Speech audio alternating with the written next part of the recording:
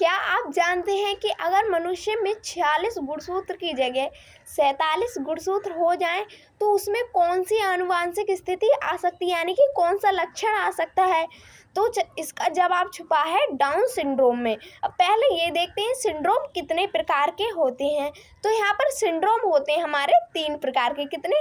3 प्रकार के। पहला प्रकार होगा डाउन सिंड्रोम, दूसरा होगा टर्नर सिंड्रोम और तीसरा होगा क्लाइनफेल्टर सिंड्रोम। ये जो टॉपिक है हमारे 2-2 नंबर के आते हैं और इनसे इकट्ठा क्वेश्चन भी बनता है 5 नंबर, यानी कि तीनों के बारे में बताइए। तो ये बहुत ही ज़्यादा महत्वपूर्ण है।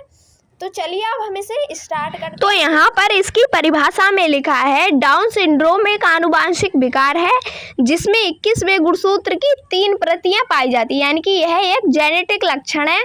और 21वें गुणसूत्र के कितने रूप पाए जाते हैं? 3 रूप। अब इसके कारण में लिखा है यह गुणसूत्रों के अनाविभाजन के कारण होता है, यानी कि बिना विभाजन के कारण होता है।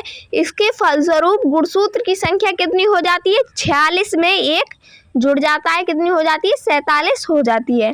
अब इसके गुणसूत्र की संरचना क्या है? यहाँ पर लिखा है इसमें 21वें गुणसूत्र की 3 प्रतियां होती हैं, यानी कि जो 21वां गुणसूत्र है उसकी 3 प्रतियां होती हैं। इसे ट्राइसोमी 21 कहते हैं। अब लक्षण में लिखा है इसके लक्षण कैसे होंगे। यहाँ पर लिखा है सिर छोटा, चेहरा चपटा, आंखें तिरछी, जीभ बाहर निकलना, मानसिक विकास धीमा होना, यानी कि बुद्धि उसमें कम होना।